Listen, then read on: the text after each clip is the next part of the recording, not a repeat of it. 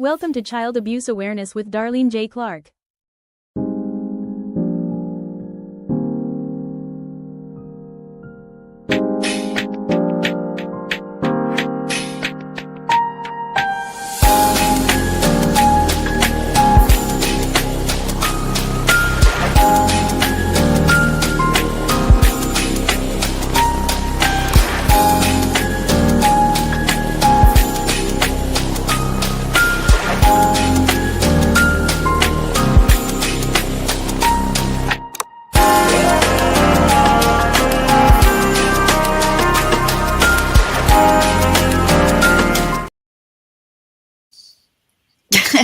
Hi there, Chris. Good to see you. And hello there, Cash. Good to see you as well. Hello, everyone that's here. Please don't forget to hit the thumbs up. Appreciate it. Like, subscribe, and share.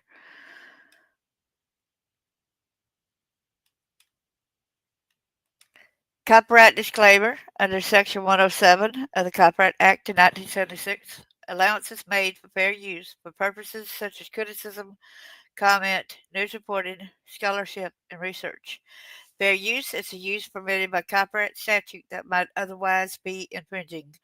Nonprofit, educational, or personal use tends to balance in favor of fair use. As y'all will see, there's going to be more to this story than what is shown. It is shocking. It is disgusting. It is horrendous.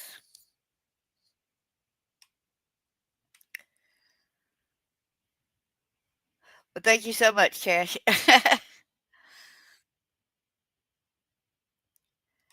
So without further ado, this culprit, Jonathan Dewayne White.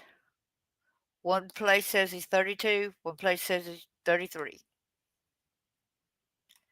But he's old enough to know better, isn't he, y'all? So, this Bibb County man faces 60 charges connected to child pornography. This was September the 16th, 2025, 11:53.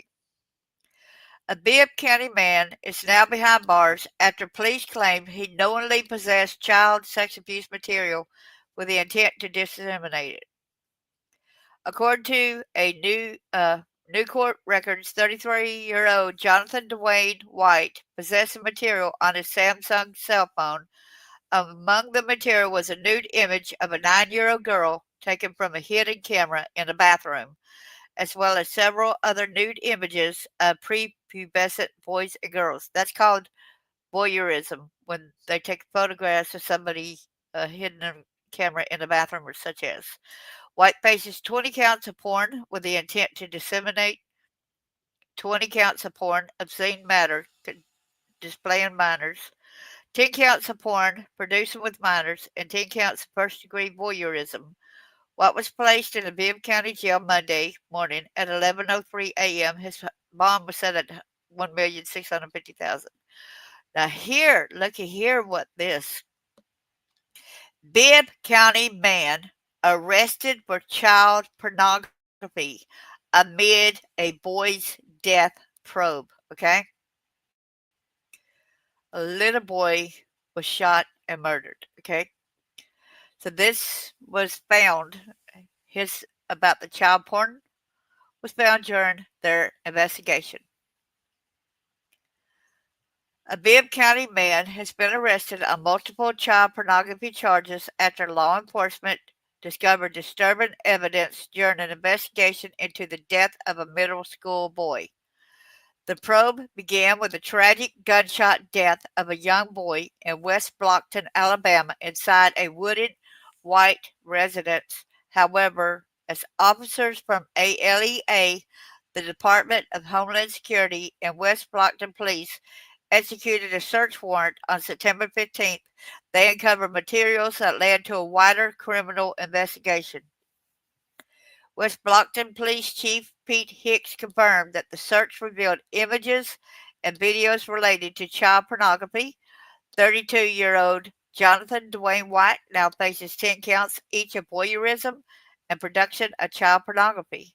It appears he was taken by surprise during the arrest, Chief Hicks said. White is a local resident known in the community and has lived here most of his life. There's been no official statement linking White's alleged offenses to the boy's death, and ALEA has declined to provide additional information regarding the cause of death.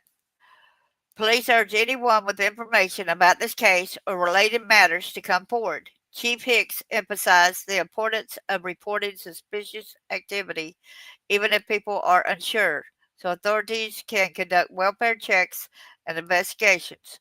White remains in the Bibb County Jail with bond set at over $1 million.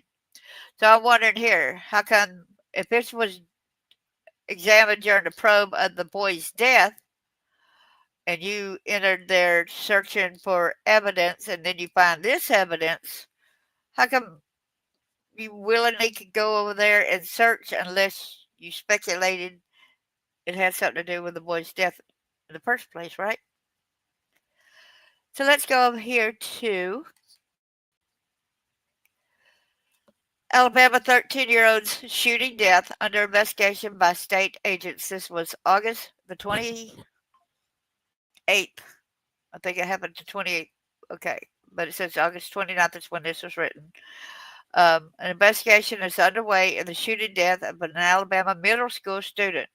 The Alabama Law Enforcement Agency on Friday announced the agency is leading the probe. State Bureau of Investigation agents responded to the scene in the 200 block of Hickory Street in West Blockton and Bibb County about 6:30 a.m. Thursday. The victim was 13 years old, but no additional information has been released. ALEA spokeswoman Amanda Washington said once the investigation is complete, the findings will be turned over to the Bibb County District Attorney's Office for review. West Blockton Middle School officials released a statement saying a 13-year-old was a student. So let me go over here and read what they had to say. Dear parents, guardians of West Blockton Middle School, it is with heavy hearts that I send this letter to you. As you may be aware, can somebody please put trigger warning? Today, our school experienced the death of a beloved student. Our West Blockton Middle family has been deeply impacted by this tragic loss. We know our students and staff will react in different ways to this tragic loss. We all should expect to try and understand that there will be a variety of emotions and responses to what has occurred. The most important thing we can do is to be supportive and encourage our West Blockton family.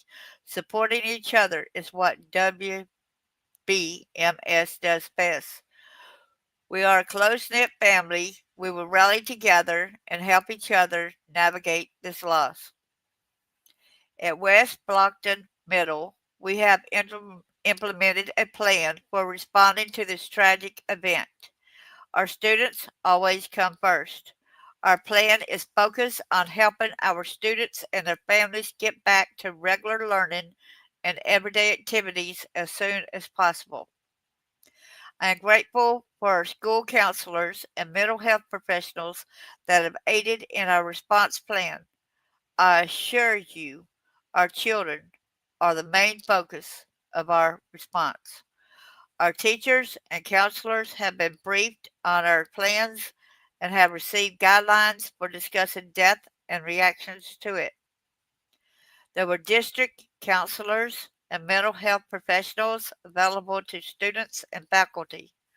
They will also be here on site Friday to assist students and faculty members who need support. We will try to maintain a normal routine and structure as we move forward. We know this is what is best for the students, and we are dedicated to meeting the needs of our students. If you feel your child or family needs some assistance, please contact us, and we will do everything we can to help you. We're here to offer support to everyone as we go through this grieving process. So, what y'all think about this?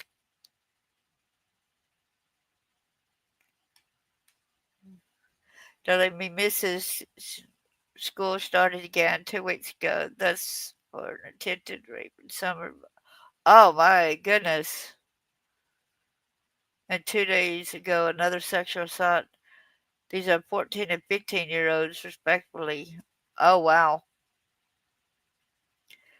And a knife in school. Illegal to carry in the UK. Wow. Was so he attempted to rape her, or was it someone else? See. Hey, Peggy, good to see you. Thanks for coming in. You're sitting on your hands trying to behave, Cash, eh? You're good.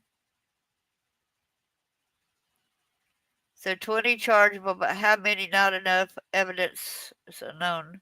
So how many historic abuse cases unknown? Yeah, there's got to be a lot, you know.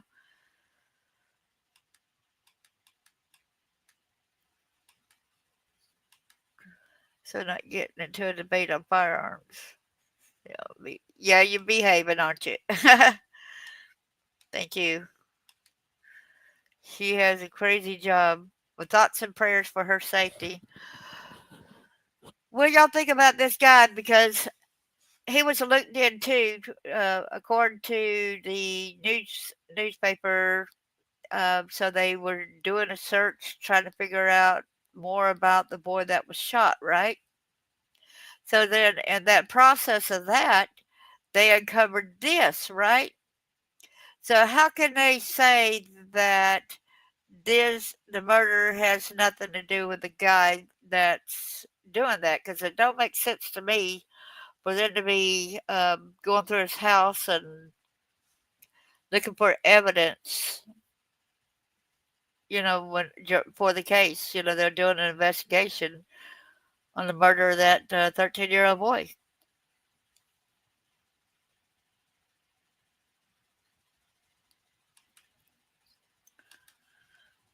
Story will tell you privately, but that's for an interesting school year.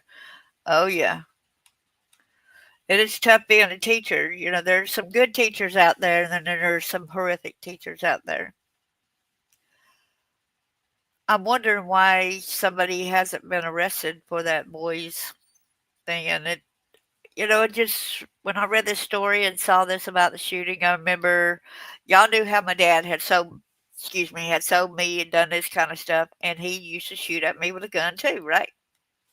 So all this is so surreal, right? And yet, the guy that I did 2 days ago, Peter Brady, he held a girl at gunpoint and raped her. 78-year-old. SWAT team went in and did a sweep of the house, and they found maybe 20 guns. They found DVDs of child porn. They found VCR tapes of child porn. And when they did more of an investigation, it's back to maybe the 90s. So they said he's probably got other victims, but they gave him bond. They gave him bond. Can y'all believe that?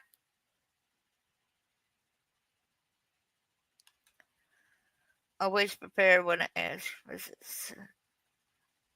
Yeah. So how was your day? Yeah, it's always good of you to ask that. But why'd they let this guy that they said there's probably other victims out there, knowing he had guns, right? Just because they took his guns does not make it where he won't have other ones stored elsewhere too, right? He's a violent man.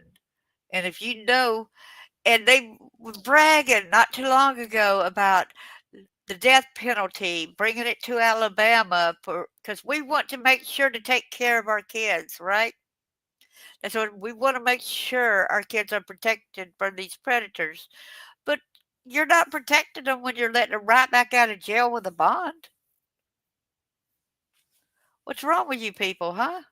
You got the evidence that he even had pornography right there of some of the victims he victimized, and yet you let him out? Why? So in cases like this, I believe there needs to be another law, like I stated the other day, that when a judge knows somebody is volatile, violent, per se, and yet he lets them out of jail with a slap of the wrist, I believe he needs to be held accountable if the criminal goes and does another criminal act, right? Hey there, Chris. Welcome back.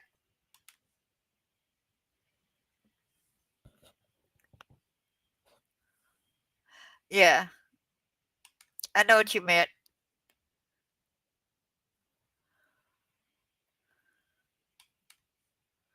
Who's a monster? He's teasing you there, Chris. He's teasing you. But what say y'all on this? Y'all believe that when they let these people out of jail, that was in Daytona Beach shores? Oh, he got his monster energy. Okay, gotcha. Okay. Yeah, I remember now. I'm sorry about that. Y'all got me going. Oh boy. So tell me what y'all think of the story right here. And you know what else is sad? Y'all remember the case where they had them kids in the dungeon like thing? And that was in Bibb County as well, right?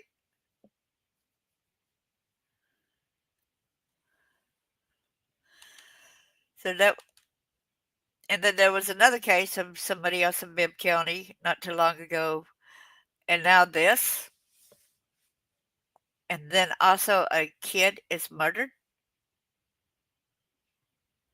I don't think I want to live in Bibb County. You know, they need to clean it up a lot better. They need to really, yeah, I see that, Cash. Chris. Chris, hey, man, y'all would get along so good because Cash is the same way.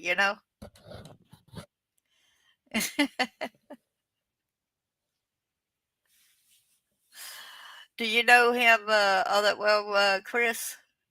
Chris meet Cash, Cash meet Chris. Oh boy, y'all got me laughing. Um, but yes, on a serious note, this is pathetic. Jonathan Dewayne White, 32 or 33 in Bibb County, Alabama, charged with 20 counts of porn with the intent to disseminate, 20 counts of porn obscene matter display of minors, 10 counts of porn producing with minors, and 10 counts of first degree voyeurism. So please get the word out there. Oh no, the two Christophers in here at the same time. No wonder y'all get along. It's so much alike, huh?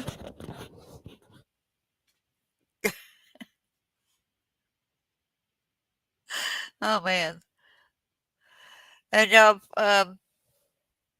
please also say a prayer. There's a lot going on and around here lately. My neighbor, I had to call housing to tell them about do a wellness check and on my neighbor, and they went over there. It's either yesterday or day before yesterday, and he was found deceased. So I think it's day before yesterday. Oh, he was found deceased. He had no family. It's sad, and he was a nice guy. Y'all have an awesome day and a better week. Remember to do some things that you enjoy doing. get this out there. Please like, subscribe, and share. Y'all know my book is at Amazon, Born and Live in Hell, version 2.0. I say God bless each and every one of y'all. Thank you.